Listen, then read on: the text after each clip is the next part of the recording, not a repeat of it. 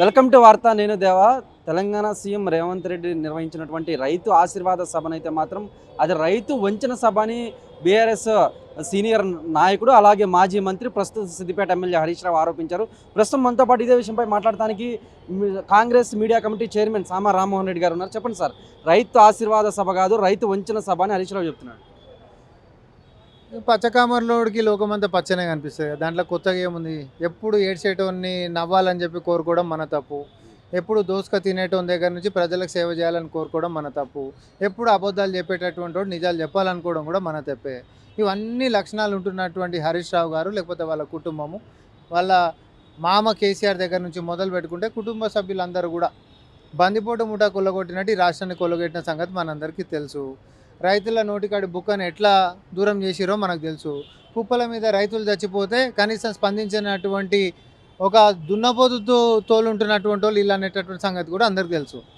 ఈ ప్రజాప్రభుత్వం ఏర్పడ్డ తర్వాత 2024-25 ఆర్థిక సంవత్సరం కేంద్రం ఇచ్చినటువంటి గణాంకాల ప్రకారం యావత్ భారతదేశంలో రైతుల ఆత్మహత్య లేనటువంటి రాష్ట్రంగా తెలంగాణ ఈరోజు రూపాంతరం చెందింది అని అంటే అది రేవంత్ రెడ్డి గారి యొక్క ఘనత, రాహుల్ గాంధీ గారి యొక్క కళ. రైతు పక్షపాతి కాంగ్రెస్ సర్కార్ అనేటటువంటి దానికి నిలువెత్తు నిదర్శనం ఆ యొక్క రిపోర్ట్. ఇక అంతకుమించి ఏం కావాలి? ఇప్పుడు వాళ్ళు రైతు బంధు అని చెప్పి వాళ్ళ ఆయంలో కూడా ఎగ్గొట్టినటువంటిది ఉండే 10,000 దానికి కూడా. ఎన్నికలు వస్తే మధ్యాహ్నం పూట ఓట్లు వేయనీకే మధ్యాహ్నం పూట పైసలు వేసినటువంటిది ఉండే. తాలు తరుగు పేరు మీద రైతులను దోసుకతిన్నటువంటిది ఉండే. నకిలీ విత్తనాలు వేసి రైతులను ఆత్మహత్యలు పురుగొల్పినటువంటిది ఉండే. ఇన్ని రకాలుగా రుణమాఫీ ఇక 10 ఏళ్లలో చేసినటువంటి పాపనే వాళ్ళు పోయిన వాళ్ళు కాదు. జస్ట్ బడ్జెట్ కంపేర్ చేసుకుంటే సరిపోతుంది కదా. 10 ఏళ్లలో వాళ్ళు వడ్ల కొనుగోలుకి వాళ్ళెంత బడ్జెట్ పెట్టిరు, మనం ఎంత బడ్జెట్ పెట్టినామని ఎట్లా మాట్లాడతారు హరీష్ రావు గారు?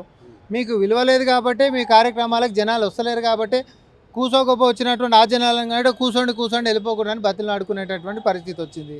ఇప్పటికి కూడా ఇదే అబద్ధాలు, ఇదే బట్టగాల్చి మీదేసేటటువంటివి, లేకపోతే పిల్లలను రెచ్చగొట్టేటటువంటివి, మీ పాపాలు పండినాయి, మీ పార్టీకి భవిష్యత్తు లేదు అనేటటువంటిది తెలంగాణ ప్రజలు దృఢ నిశ్చయంతో ఉన్నారు. మీరు ఎన్ని అబద్ధాలు, ఎన్ని అవాస్తవాలు ఆడినా, ఎన్ని రెచ్చగొట్టేటటువంటి ప్రసంగాలు చేసినా ఈరోజు జనాలు మిమ్మల్ని కానీ, మీ కుటుంబాన్ని కానీ, మీ పార్టీని కానీ పట్టించుకునేటటువంటి పాపన పోలే. మీకు నిజంగా దమ్ము ధైర్యం ఉంటే మీ బావబొమ్మర్దులకి ఫస్ట్ మీ ప్రతిపక్ష నాయకుడిని బయటికి తీసుకున్నారు, తర్వాత మా దమ్ము గురించి మాట్లాడదాం. రైతు ఆశీర్వాద సభలో సీఎం రేవంత్ రెడ్డి స్వయాన పదవులు శాశ్వతం కాదు అన్నారు. దీన్ని బీఆర్ఎస్ నేతలు అయితే మాత్రం అంటే 2028లో సీఎం పదవి రాదనే ఇటువంటి వ్యాఖ్యలు చేశారు సీఎం అని చెప్పుకొస్తుంది.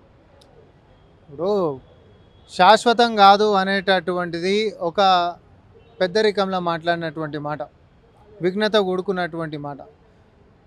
సో ఎప్పుడైనా మనుషుల మీద ఉన్నోళ్ళం ఎప్పటికీ భూమి మీద బతుకుతామా?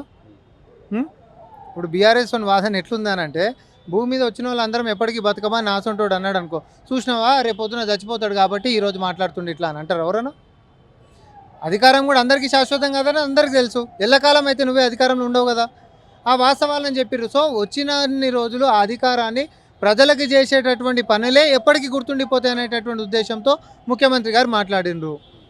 ఈ అజ్ఞానంలో బతికేటోళ్ళకి, లేకపోతే అడ్డగోలుగా మెక్కి తినేటటువంటి వాళ్ళకి ఎట్లా తెలుసా అండి?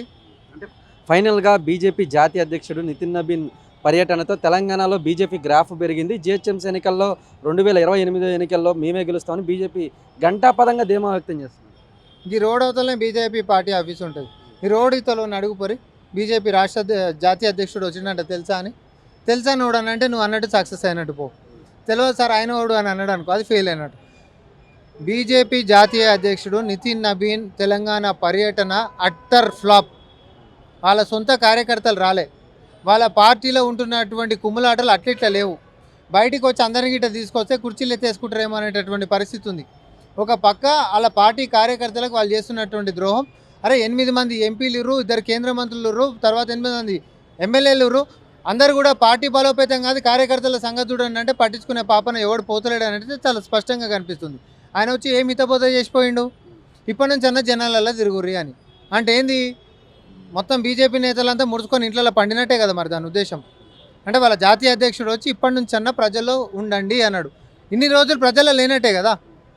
ఈడ రాష్ట్రంలో ముఖ్యమంత్రి గారు ఉన్నారు, వాళ్ళ పార్టీ నుంచి కేంద్రంలో 2 కేంద్ర మంత్రులు ఉన్నారు, ఈడ మన ఎమ్మెల్యేలు వాళ్ళు ఉన్నారు.